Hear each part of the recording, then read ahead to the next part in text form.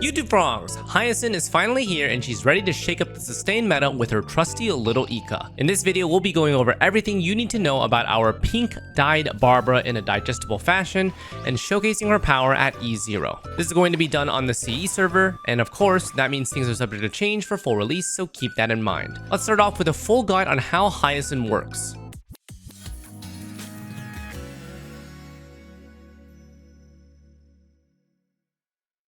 So, first off, Hyacine is another addition to the Remembrance lineup with good old fat Ika as her memo sprite, but operates as a sustain/abundance character. This means that her character design is intended to be in that 4th slot sustain, but she'll be using light cones defined by the Remembrance path, meaning the usual older light cone options that you originally would rely on are suboptimal for her, so her choices might be more scarce than usual. Besides that, Hyacine is a strong and stable sustain with extra chip damage, a prominent upgrade in many teams beyond just the obvious HP scalers. If you're in need of someone who will constantly heal your team, have high turn count due to massive speed, deal significant chip damage, have team-wide debuff cleanse, and be nearly CC immune, then she'll be your go-to. How she does this is fairly simple. All of Hyacine's abilities are responsible for the heals. Ika's abilities are responsible for all the damage she deals and also has little extra heals itself. Hyacine's ultimate is responsible for keeping Ika active, as without it, Ika doesn't actually have his own turns. Think of her ult like Ika's rechargeable battery. So, as long as Hyacine is able to rotate her ultimate energy consistently, she'll be able to keep Ika active. On top of the heals and damage, Hyacine's ultimate also provides a max HP boost to the entire party. This has massive benefits for all HP scalers out there, and with recent and Furia's character designs, this is obviously super valuable right now. She's basically got a good mix of sustain utility, HP team buffs, and sustained damage, continuing the trend of multi-talented supports. Let's take a look at what exactly goes on with Hyacine and Ika. When you first check her out in combat, you'll notice a couple of things. Activating her technique before battle gives you a passive buff that provides an initial burst heal for the team and also temporarily increases the entire team's max HP. When it's her turn, she first has to summon her memo sprite with her skill before anything else, similar to RMC's first turn setup. Depending on the content, usually after her first turn, she'll immediately generate enough energy to use her ultimate to activate Ika's turns. Her tooltip on the bottom shows 3 green dots, which indicates the remaining turns Ika has left before ultimate form wears off. And that's it. That's basically her setup. Each turn thereafter is just focused on generating ult energy, usually with her skill, and keeping your allies topped off. Since she will be using her skill fairly frequently for energy generation, she's more SP negative rather than SP positive, so keep that in mind when building around her. So overall, Hyacine is healer extravaganza and takes HP scalers to their extreme potential with how much HP inflow and outflow happens with her kit. Her playstyle is fairly simplistic, but she's got a lot of extra passive benefits from her kit's design. In my opinion, she's a very valuable sustain that also has significant sub DPS and is just basically candy for HP scalers. We'll get into more specifics on how she is still high value sustain even for those non-HP scalers. Now that you have a general grasp of what Hyacine does, let's dive into the nitty-gritty trace details. As a memo sprite user, she does have 2 parts. She has her own kit and her memo sprite's kit. So firstly, let's go through Hyacine's kit. She's the healer. Talent. This sets little Ika's HP pool at 50% of Hyacine's HP and also describes a stacking damage bonus that Ika gets. It starts at 80% and stacks up to 240% and is the reason why her chip damage is actually significant. Technique. This is just a passive ability that upon entering battle, burst heals your team and boosts max HP by 20% for 2 turns. Then we've got our skill. This one summons Ika, if not active already, and restores HP to the entire team. Used in most of her turns to continue stacking Ika damage bonus, stacking HP tally, and generating enough energy for her ult. And then her ultimate. This summons Ika if not active already, and also provides a team-wide burst HP heal and puts Hyacine in after rain state for 3 turns. During these 3 turns, Ika can now take actions and the team gains a 30% max HP boost. And finally for her basic, this just is a single target max HP scaling attack, will probably only be used when lacking SP. Now, for Ika's abilities, the DPS. Talent. So this describes Ika's base stats and extra abilities. It has a bunch. Speed is 0, it's immune to debuffs, and it does not appear on the action order. It also will sacrifice its own HP to recover the team's HP when any ally loses its HP, either from your allies like Xlice or enemies dealing damage to you. Anytime you see a small little AoE heal after you've taken damage is when this talent is specifically activating. So other extra stuff. When Hyacine uses ult, Ika gets to go, and during her ult, Ika will go after Hyacine takes a normal turn. When Ika takes its turn, it automatically uses its Memo Sprite skill, which is an AoE wind damage to all enemies, scaling off the total healing from Hyacine plus Ika in the current battle. And then further down, also describes this energy generation on summon and first action, which is what allows for Hyacine to first turn ult after summoning Ika. And then finally, if Ika disappears, Hyacine boosts her own action bar by 30%. Alright, so basically, Ika's talent description is just a massive dump of information detailing its stats and when it heals your team and that energy stuff. The only things you'll actually care about to remember are Ika only moves after Hyacine uses ult, so ulting for her is good. And then Ika will heal your team when they lose HP, which is very good for casteries. Otherwise, Ika is just your friendly fat doing its thing. Overall, Hyacine's kit is honestly just a lot of extra passives and benefits that you'll just smile and be like, yeah, cool. The only thing you'll need to micromanage is Hyacine's ult usage. That's basically it. Use skill when you can, basic when you need to save SP, and then ultimate when it's available, and also you need to refresh Ika's turns. Now onto extra trace nodes, and these are actually insanely valuable for the way that she's built. A2 trace, 100% crit rate for both Hyacine and Ika. So yes, this is very good for sub DPS, and this compounds with Ika's 240% damage bonus from this. Also get extra healing bonus. A4 trace. So Hyacine gains 50% bonus effect resistance, and her skill and ultimate cleanse 1 debuff. This utility is actually quite insane. The debuff cleanse is self-explanatory, and the effect resistance means that she can hit 100% pretty easily. Ika is already immune. Hyacine just needs 50% extra for full immunity, which is pretty easy to do with her stat trace nodes and substats. A6 trace. 200 plus Hyacine speed gives her and Ika 20% max HP, and anything above that gives some extra healing bonus. So basically, just get 200 plus speed in combat, which seems super high, but it's actually pretty easy to do. She's got 110 base speed, she's got speed traces, she's got speed-oriented relic sets, and she's got speed-oriented light cones. So don't worry, it'll be way easier than you think it is to hit 200. And also, don't worry about that second part. Just hit 200, the healing bonus is not noticeable after 200. So basically, these extra trace nodes actually guide you on how to build her perfectly already. Yeah, basically hit 200 speed, you do not invest in crit rate because she's already capped, make sure she's immune to CC, and voila, you have a very hard to kill sustain that also deals good damage. And then for her stat nodes, she gains 14 speed, 10 HP, and 18 effect resistance. Really good for her stat distribution. For talent priority, basically level everything except her basic attack. Everything is somewhat useful. So Hyacine's talent, Memo Sprite skill are the damage scalers. This gives the damage bonus, and this is the multiplier. And then Hyacine's ult, Hyacine's skill, and Memo Sprite's talent are somewhat related to HP boosting and HP restoration. Alright, so now let's talk about her Eidolon and if there's anything crazy going on in the first two. As always, no Eidolon is ever needed, but some provide a lot of value at early stages that they could be worth considering. E1. This is a massive max HP boost, really potent for HP scalers. Increases the boost from 30% max HP to 80%, which includes this 50%. Also, adds more HP restoration. E2. This is permanent speed buff when an allied target loses HP. This does require at least S1 of her signature light cone for permanent uptime because the HP decrease consumption is guaranteed with her light cone. But this is expected if you're already at E2. E3, E5 are just trace levels. E4. So this one's a little bit interesting, but you can definitely see its use case. Every speed past 200 grants 2% crit damage. Basically, this means go all out on speed, HP, and effect resistance on substats. You can completely ignore crit damage because speed will convert to crit damage. So perfect Hyacine builds at E4 will literally be 250 plus speed and 0 CV. This is because her crit rate is already maxed out and her crit damage converts from speed. E6, team-wide res pen and the healing tally cut is reduced from 50% to 12%. This is unironically a big damage boost to Ika since this is the source of Ika's damage multiplier. Instead of going from 100% of the healing tally to cutting it to 50% after each attack, it will only go down to 88%, meaning successive attacks from Ika in a drawn-out fight get significantly stronger and stronger because the healing tally will only increase. So overall, Hyacine's Eidolons are definitely front-loaded with a max HP boost on E1 very enticing for Casto and HP scaling mains, but the good thing is that none of these Eidolons affect her gameplay, so they are unnecessary for account investment.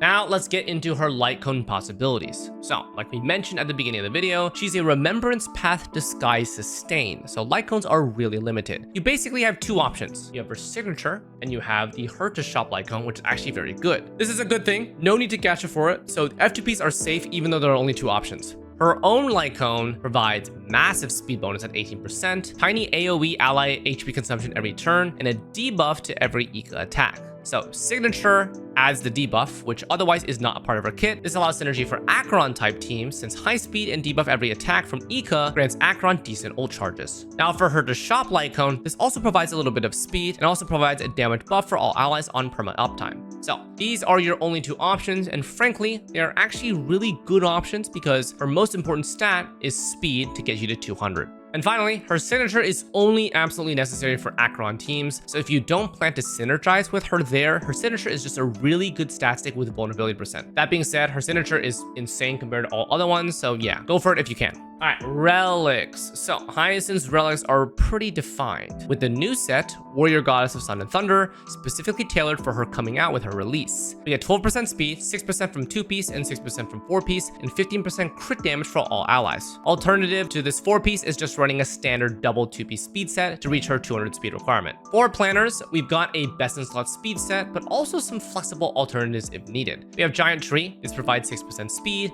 and also outgoing healing, and she'll be meeting these requirements, which is basically perfect synergy. Alternatively, you can run 2-piece ER sets like Penacony or Lushaka for extra ER and minor buffing. Even though Von Whack is technically also an energy regen set, I don't recommend it because its action forward benefit is a bit redundant with her speed already so high. She'll be the first to act in most fights regardless, so the Von Whack is definitely not that useful. For main stats, she's got one pretty straightforward build path to maximize her kit. We have healing bonus over HP on the body, we have speed boots, we have HP orb, and we have ERR rope. Healing bonus body will be more valuable than HP body for Ika's damage tally, and HP orb over wind orb for general HP scaling into all parts of her kit. Alright, so team comp. So probably the most common usage for Hyacine will be supporting Casteries and other similar HP scalers. The max HP boost and constant HP draining and healing will be like straight crack for her. Combine this with her best in slot supports like RMC and Tribby and expect her to literally summon multiple Netherwings in a single cycle and delete the field. Other HP scaling characters like Mayday and Blade will also receive Hyacine kit benefits, but it won't be a staggering difference like for Casteries. Now, even for non-HP scalers, Hyacine's kit still has some of the strongest sustained healing, has high action count due to her speed, and can also debuff if she has her signature light cone. In my opinion, these traits make her the safest splash potential for all comps as their sustain of choice, and can even slightly improve the survivability with her max HP boost from her ult. Pairings with the Herta, Acheron, and Fei Xiao are extra synergistic with these properties. The Herta and Fei Xiao benefit from Hyacine's high hit count for different reasons. The Herta gains more than usual energy generation from mostly Ika's actions, but also Hyacine if she basics, with Ika adding extra stacks with his AoE skill. Fei Xiao also gains Flying Aureus stacks for her ult in the same way if both of them attack often, so in this case, Hyacine may basic more than skill.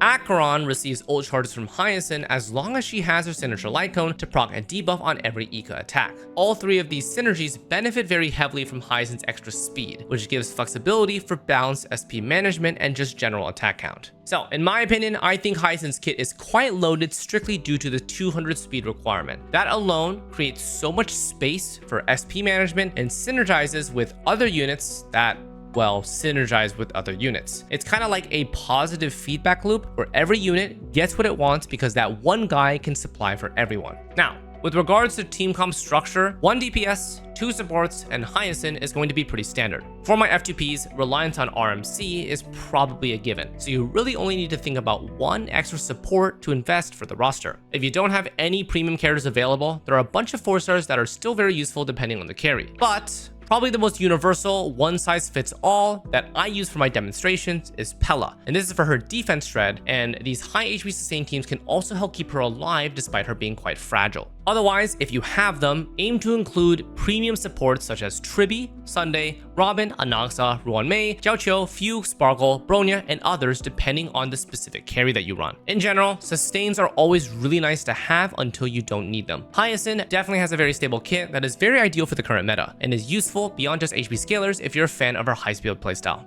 Alright, so is she recommended to pull? In my opinion, she's as recommended as your desire for an upgraded sustain. Casteries mains will definitely want to grab her for the sheer steroid she provides for her, and newer players looking to stabilize their account can definitely rely on her for all their sustain needs. For veteran players who are already able to clear content, she's just recency biased for investment. It's really hard to say how future-proof she is because character designs have become more and more specific to certain units. That being said, Hyacine definitely takes healing to a whole new level over other choices, and if you're able to get her LC, F2P, you've also got a consistent debuffer built into your sustain. Overall, I think Hyacine is the best choice for casteress mains and also a great choice for new players with a reliable sustain. Light Cone is F2P friendly due to her shop, team comps are flexible, so I think the only thing that might be difficult to start are her relics and stats because her best in slot is the new stuff. But that will just take time to farm or craft, so I don't think that's a big deterrent. In my opinion, she's definitely a worthwhile sustain. Alright, let's get into some quick showcases. So first up, we've got one of two showcases. This is going to be the F2P oriented one. Both of them are going to be casteress focused because Hyacine loves casteress the most out of all current DPS characters. So our team comp lineup is RMC, Pella, Hyacine, and Casteress. We have Pella as the chosen F2P support for this lineup, and then we have RMC E6, Hyacine E0, and Casteress E0. So in this team comp, it's pretty simple. Hyacine and RMC are two passive techniques, and then Pella and Casteress are two active techniques. So unfortunately, we're gonna have to skip Pella, but that's okay.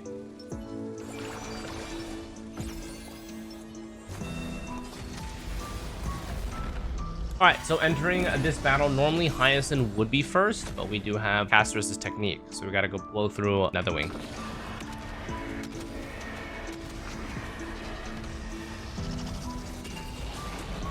Alright, now we got two Memo Sprites to set up here, and we can instantly Hyacine ult.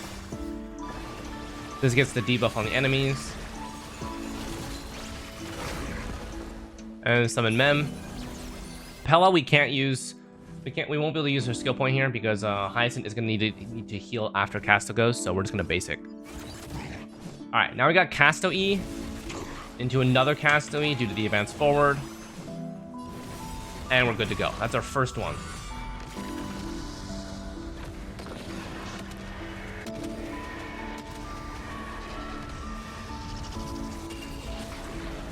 All right, very nice. Hyacine's going to be able to heal up here. And just like that, 22% into 31% with Ika. Taking a little bit of damage, 35%. We can just auto here. Basic here for ult. Charge Mem up. Okay, now Pella's ready to go. Simply do a basic into ult combo. Alright, Casto E. Good on these guys. 77%. Hyacine's gonna heal up here. I think we should get it here. Might even be able to ult here. I might be shy, actually. It might be shy. Okay, we are shy, but we can insta ult. Okay, so this is the second one. Maximizing damage here. Very nice. How do I want to manipulate this? I guess we just basic. We're fine here. I do not want to ult with Ika here, because it is just one mob. I'm gonna go ahead and basic. Still want to do cast to charge this up. Okay. Gonna be really close here.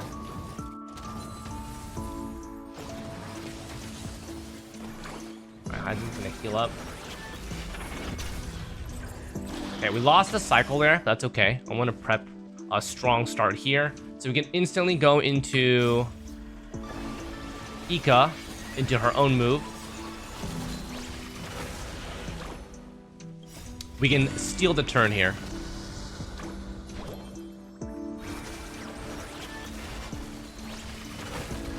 All right, there we go.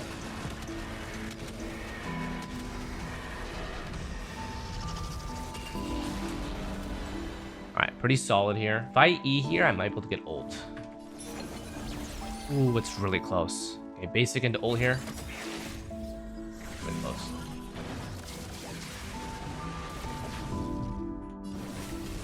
Start charging up. Okay, let's just run this. Spawns the ads. Right, 86%. Ice is gonna heal. We get pretty close to the new bud. 86%, Ika 94%, 100%. Let's proc it right now.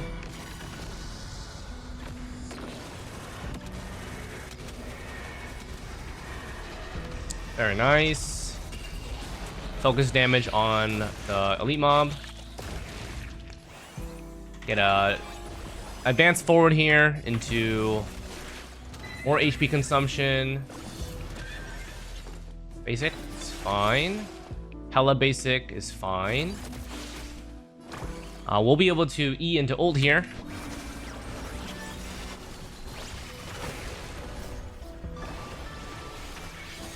And the Ika gets to go again.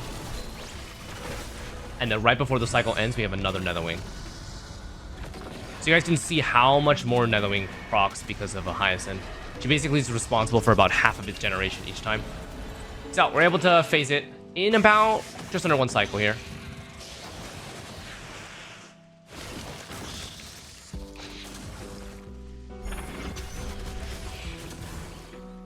Okay. Let's keep charging. 56%. Hyacine, this is enough HP to heal. We're not the basic with RMC, that's totally fine. 84% into Ika 93%. Almost gonna get another wing again. Here we go. Just spamming Castle's ult with this. It's kind of crazy.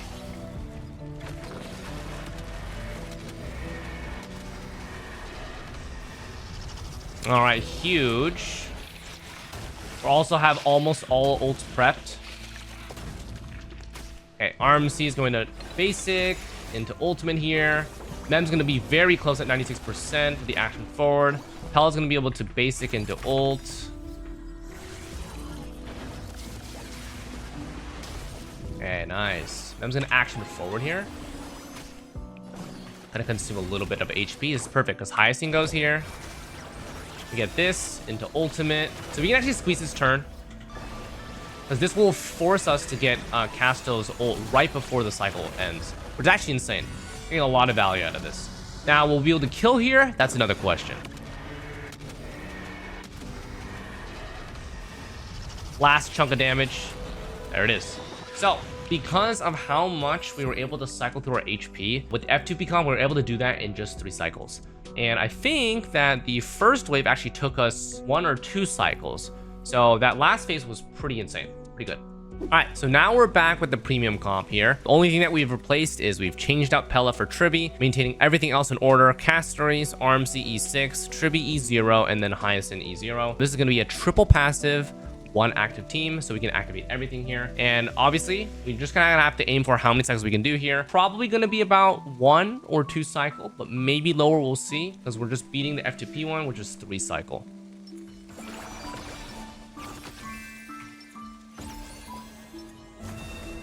All right, entering the same way with Casto's Netherwing. Okay.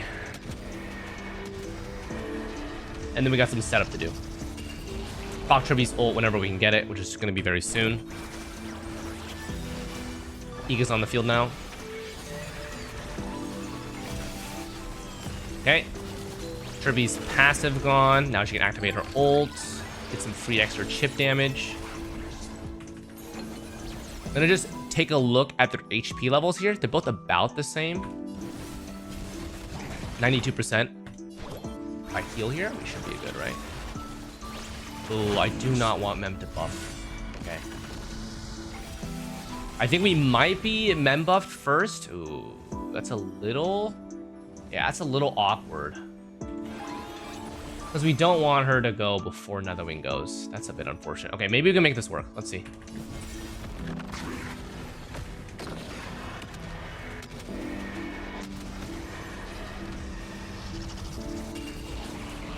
Okay, how close are we? We are pretty close here. And just get set up. Don't think we're gonna be able to get it here. Maybe if I do this, we have a little bit of extra damage. It's gonna be close, but probably not enough. Oh, it is. Okay, barely enough. Let's see what we can do here. I think Hyacine E will proc her ult. Or be close to it. Okay, not quite. Want to make sure I don't advance too far. Alright, we're just gonna basic. 72%. Casto's about to go here. Okay, Casto's about to go. 71%. Hyacine now. Okay, so this will be perfect because Hyacine will proc this into Ika, into Netherwing.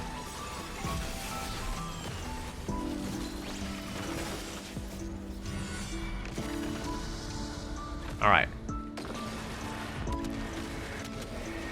full send here. I'm about to get the action forward. After this procs, let's go ahead and throw Trivi's ult. We're gonna be completing this within a short amount of time, so it doesn't matter when I use Trivi's ult. She's never gonna take down her buffs in time anyway. All right, so we still have a turn for her. She can just basic here. And Mem is pretty close.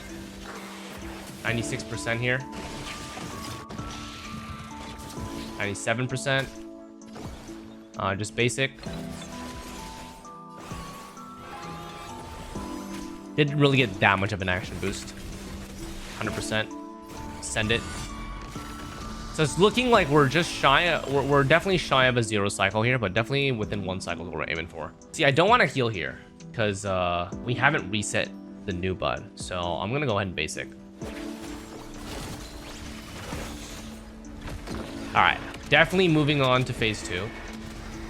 Let's see if we can clean this out within 1 cycle.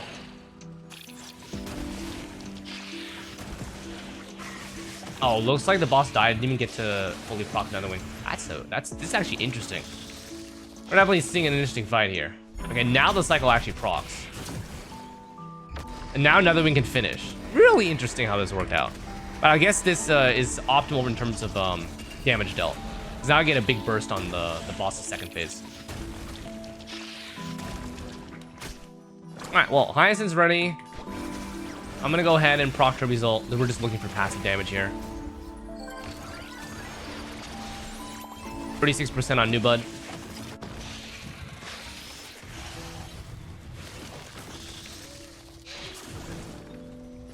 Okay, basic into ult. Castle's about ready to go. Mem's going next. 89%. Tribute go. Let's set up E again. Okay. This should it's probably dead here.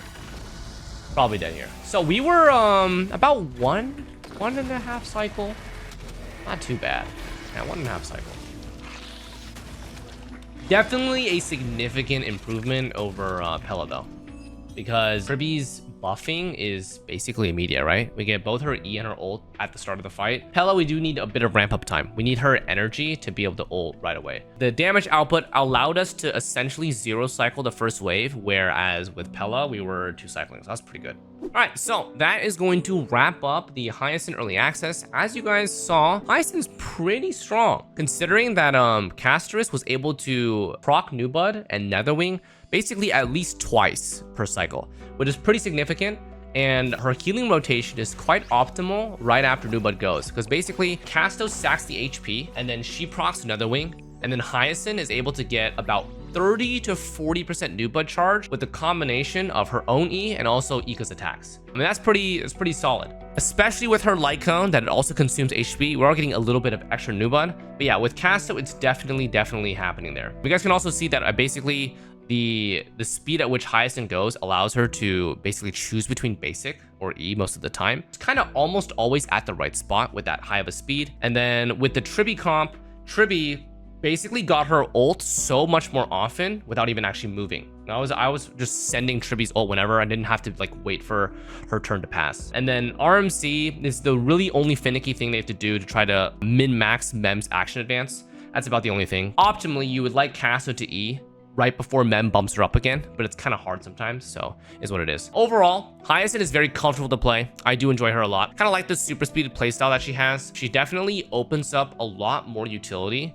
because she can kind of be SP neutral in a lot of situations where she moves more often than she needs to heal. So that's gonna be about it. Let me know what you guys think of Hyacine in the comments. For the most part, general recommendation is for Castries, she's excellent, but she's still going to be a very stable sustainer because she heals a crap ton. So, hope you guys enjoy her and Fat or Little Ika.